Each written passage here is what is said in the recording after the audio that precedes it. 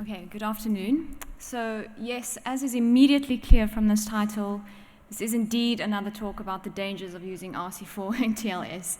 But whereas the previous talk showcased work that kind of concerned attacking secure cookies, we now look at attacks that target passwords when protected by RC4 in TLS. Okay, I don't know. Okay. So why did we do this? Well, despite kind of high-profile attacks such as those by Alpha.NET from USENIX 2013, usage of RC4 in TLS was still running at about 35% in December of last year. And one likely reason for this is that these attacks were not of great enough practical significance to bring RC4 to the point where it needed to be abandoned by practitioners. Oh, and these statistics are from the ISI Notary. So we asked ourselves the question, well, can we strengthen these attacks? How can we do better? And we decided to target passwords because they are widely used for authentication on the web, and also they are not uniformly distributed.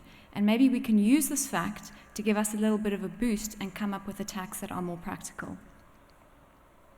But before we get into how those attacks work, a little bit of background. Now, I know that the previous speaker has kind of run you through some of the basics, but let's just recap for those of you who might have just joined the session, and also because I put in a lot of effort in creating this diagram, so I am going to run through it.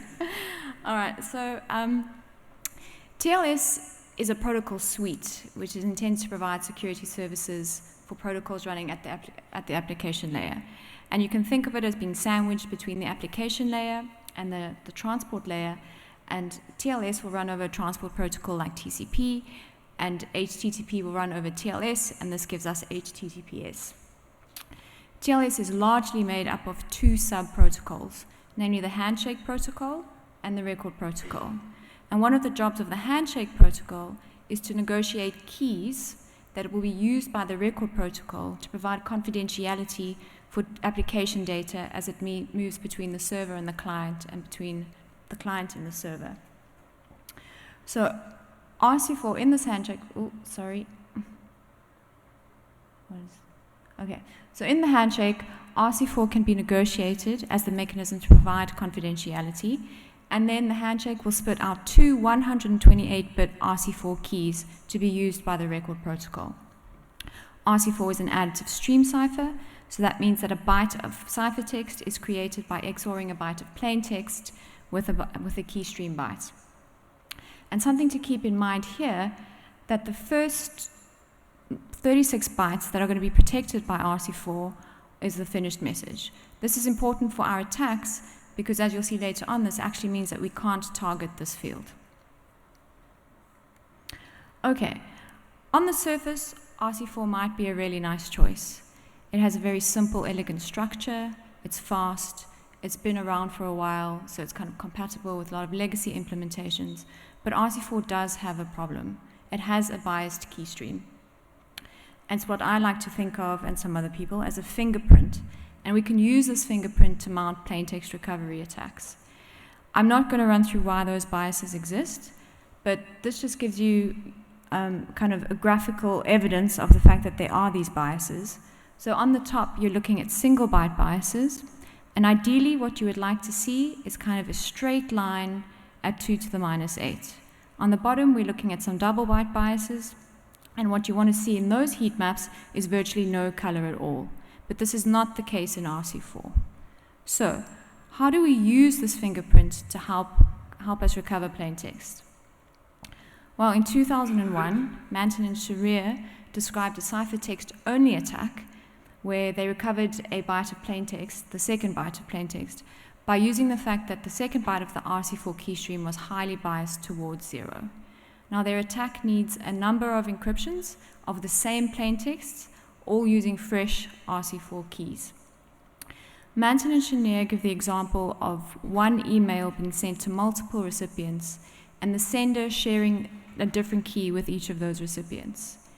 In the case of TLS, we are not going to do this. We are not going to send to multiple recipients. What we want to do is we want to uncover one secret from one user, so we need many encryptions of the secret from one client to one server. So we're in the case here on the right.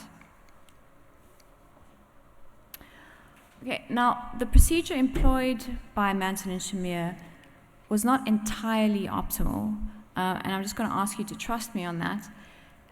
What we really need to do is we need to employ an optimal Bayesian procedure to recover plain text. So what we want to do is we want to maximize this. We want to maximize the probability that a plain text byte, this is in the single byte case, will take on a particular value given our set of independent ciphertexts. If we use Bayes' theorem, we get to something that looks like this. And what's important to note here is that for each plain text candidate byte x, the denominator is going to remain constant, so we ignore it going forward. So what I really want to maximize is this thing over here, where this term on the right kind of concerns the a priori probability distribution, the a priori plain text distribution, and this term over here, well, it's actually just the probability that I observe a particular vector of key stream bytes. Right? So it's this. And I get to this by using the known single byte distribution. For those who don't necessarily appreciate equations, I'm going to try kind of encapsulate all of this in a diagram. So on the left here, we have our S-independent ciphertexts. For a plain text candidate byte x, we XOR in the relevant portion or the relevant encrypted byte of the ciphertext, and this yields an induced distribution on the key stream byte. We then combine this with the known distribution, kind of like the previous speaker mentioned, trying to match the known distribution to the induced distribution. We also mix in the a priori plain text information, and we spit out an a posteriori likelihood of x being the correct byte. Now we try this for all possible candidate bytes x, and the one which gives us the highest likelihood over here is deemed to be the correct byte. Now Alfred et al. Employed this procedure to attack cookies, but what they did do is they assumed or implicitly assumed that the a priori distribution was uniform. And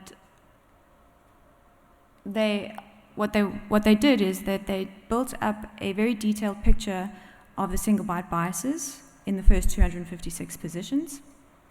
And they were hoping to use those because this is where the biases are strong, this is where the biases are interesting. But unfortunately, the cookie is not encrypted in those first 256 positions. So what they had to do was rely on the longer-term Fluer-McGrew biases, and this led to an attack which needed 2 to the 34 encryptions and had a running time of about 2,000 hours. So, luckily, when we attack passwords, we can actually do better. And we do use the fact that they are not uniformly distributed. We know that users routinely choose bad passwords, with passwords such as 123456 and password frequently being counted amongst the most popular. So in the RockU leak of 2009, where about 32 million passwords were leaked, the password 123456 was the most popular. And what's nice is because of these leaked data sets, we have access to this a priori probability distribution. Also, we are now kind of not looking, let's get that away. We're all not looking at just at one byte, but we want to try and recover multiple bytes at a time. Whereas before, only one byte was recovered at a time. Well, in the single byte attack, not when they were looking at double bytes. Okay, so now for NBytes, we still want to maximize this thing over here, and this term relates to our a priori distribution for passwords, which we have from leaked data sets. But we have a bit of a problem with determining what this is, because what we need to do is we need to actually know the distribution for n bytes of the RC4 key stream. And we just don't have access to that information. And kind of computing it would be computationally prohibitive. So what do? Well, we kind of have to approximate it. And we come up with an approximation by making one of two assumptions. We can either assume that all key stream bytes behave independently, and so we can make use of the single byte probabilities. This is, a product distribution. Or we can assume that a key stream byte is only influenced by the byte directly adjacent to it. And this allows us to use known double byte and known single byte probabilities. But at the time that we did this work, we didn't have information about the known double byte probabilities in the first 256 positions. And I will stress that you do want to be in the first 256 positions because you want to also make use of the fact that the single byte biases are really strong there. So we had to kind of estimate the double byte biases in these first 256 positions. And we did this by examining 2 to the 44 key streams, and it took us around 4,800 core days. So now, if you think that that's what we needed for double byte biases, to kind of get n-byte biases, really would have taken a lot of work. And again, that's why we have to use these approximations. Okay, so now returning to our kind of statistical diagram, we now have something similar. It's a similar procedure, but we now are looking at n bytes instead of just one. We XOR a plain text candidate with the relevant portion of the ciphertext, and this yields an induced distribution on n bytes of the key stream. We'd love to combine it with the known distribution. We don't have that information, so we have to make use of our assumptions and come up with an approximation. We mix in the a priori information for the passwords from our leaked data sets, and we come up with an a posteriori likelihood of X being the correct password. Now what we do is we run through a dictionary of passwords with these, and we have the associated a priori probability distribution, and when we kind of hit the maximum likelihood, we deem that to be the correct password. I have glossed over the fact that we kind of now do need to make use of this dictionary, and perhaps now is an instructive, or it's a good point to discuss what's different from the attack before, the single byte attack before, and our attack.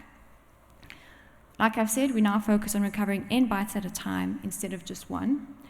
Also, in the case of passwords, we have rate limiting.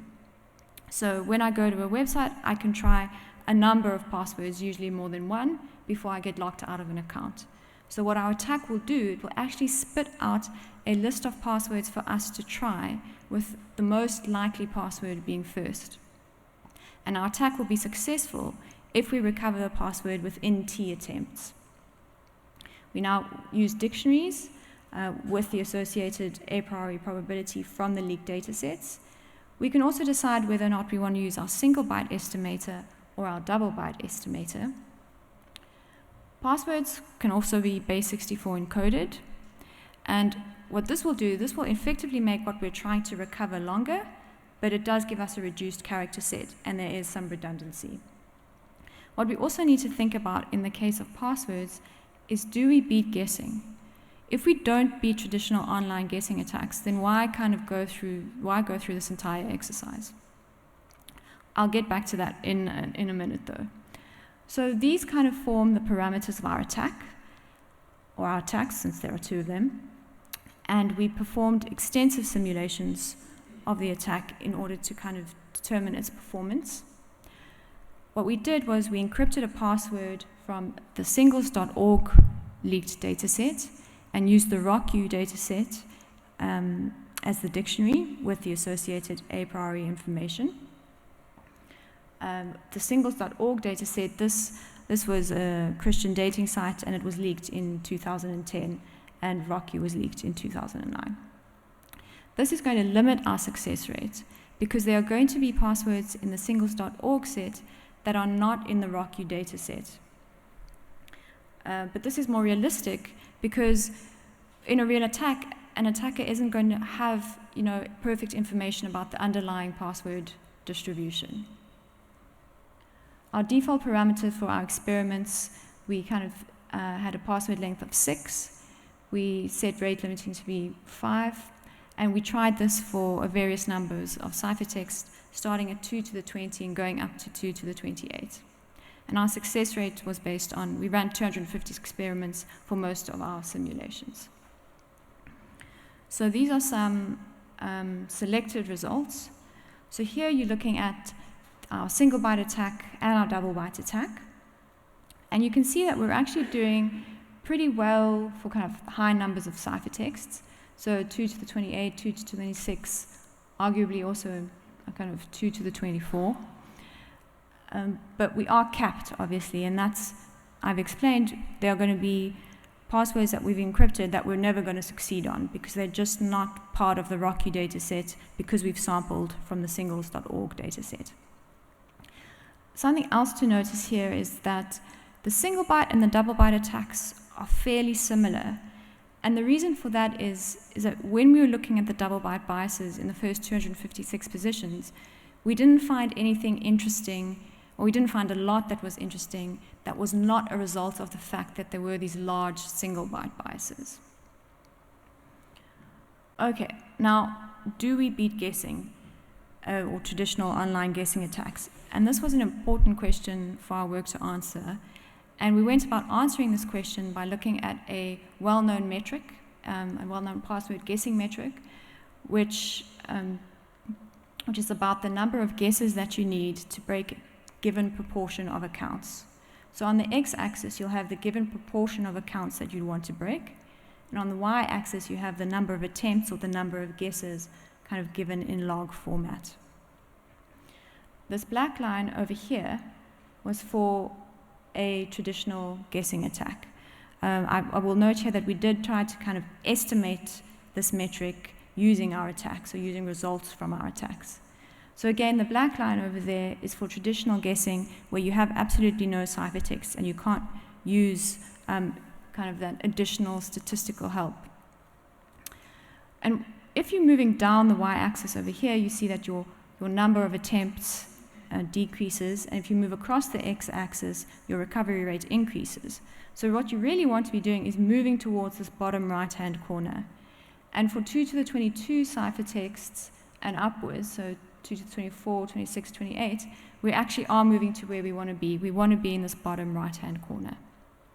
So do we beat guessing? Yes, we do beat guessing for 2 to the 22 ciphertexts onwards. Okay, so our practical validation. We built a proof of concept. Our attacks were applicable to 2 application layer protocols, namely BasicAuth and IMAP, that we found. And what you really need is you need multiple independent encryptions of the password, and you would also like the password to be encrypted in a favorable position, so preferably within the first 256 bytes of the key stream. And again, this is so that you can leverage and that you can use those really nice single byte biases that are in these positions. Okay, so we're going to run through the BasicAuth case. And BasicAuth was kind of defined as part of the HTTP 1.0 standard as a means to control access to web pages and resources. In the authentication headers, once a user has logged in, the password will be attached to each subsequent GET request. So what we really need is a mechanism to send many, many GET requests. Because the password, like I said, is encapsulated or is attached to each GET request. And how do we do this? Well, we entice a user, Alice, to visit evil.com. Say now Alice likes bicycles or knitting, and we get her to kind of visit this bad site, and we download some malicious JavaScript into her browser. And this JavaScript will be responsible for sending GET requests. Now, the JavaScript will not have direct access to the password because of the same origin policy, but it can make GET requests to good.com because of cross-origin resource sharing. So now we have a mechanism for sending multiple GET requests, and we also need a man in the middle over here because we need to tear down the connection to force the use of a fresh key each time. Because this is the broadcast setting, we need multiple encryptions with independent keys. We set this up on a virtual network using an iChair server, a man in the middle, and a Chrome client. And what's nice is in Chrome, we found that the password was kind of in a favorable position. It was within the first 256 bytes of the plain text stream. What we were able to do is we were able to kind of send GET requests every 80 milliseconds. But realistically, to set up a TLS connection for the entire handshake to happen, you need between 500 and 1,000 milliseconds. So if you think resumption, could take about half of that time, so about 250 milliseconds, and say now you can keep 6 parallel connections open, To gather 2 to the 26 ciphertexts, you're going to need about 776 hours. If you can further reduce this network latency to about 100 milliseconds, say now because of increased proximity or decreased proximity to the server, then you might be able to get that down to 312 hours. Okay, so to wrap up, we used a generally applicable Bayesian inference technique, and I say generally applicable because this technique can be applied to any stream cipher that has a biased key stream. We strengthened the results of alpha down as O, so we had good recovery rates at 2 to the 26 ciphertext versus their 2 to the 34 ciphertexts, and we could have an attack that ran in 312 hours versus their 2,000 hours. RC4 usage as it stands at the moment is at 12.8%, and we'd like to think that our work had a hand in kind of reducing it from 35 or 30% to 12.8%. But I do need to emphasize that there have been a lot of influencing factors. So to give a bit of perspective, here's a timeline. So in December of 2014, RC4 was at 35% TLS. In February, it was deprecated by the IETF. In March, it was at about 30%. And then we have our work being publicly released. And sometime after that, also towards the end of March, we see the Bar Mitzvah attack was released at Black Hat Asia by Manton.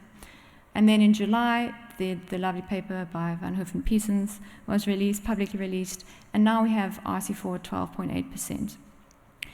There has been a significant decrease in the use of RC4, but it is still being used. And the reality is that although it's a lovely stream cipher and has such a nice structure, it is flawed, and we really should stop using it. So, thank you.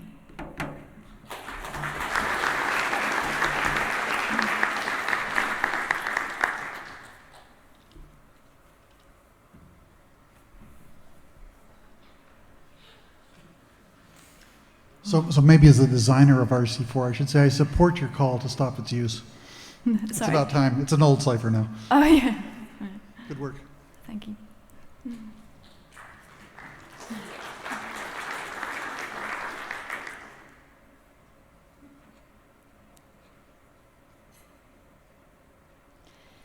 So with this attack, if you, instead of having sort of fixed length passwords that you were attacking, if you wanted to do some kind of like website distinguishing attack, that would, it would be like a very, very long password or something similar that would let you take advantage of, say, all of the biases and all of the key and all of the character locations. Would that be feasible?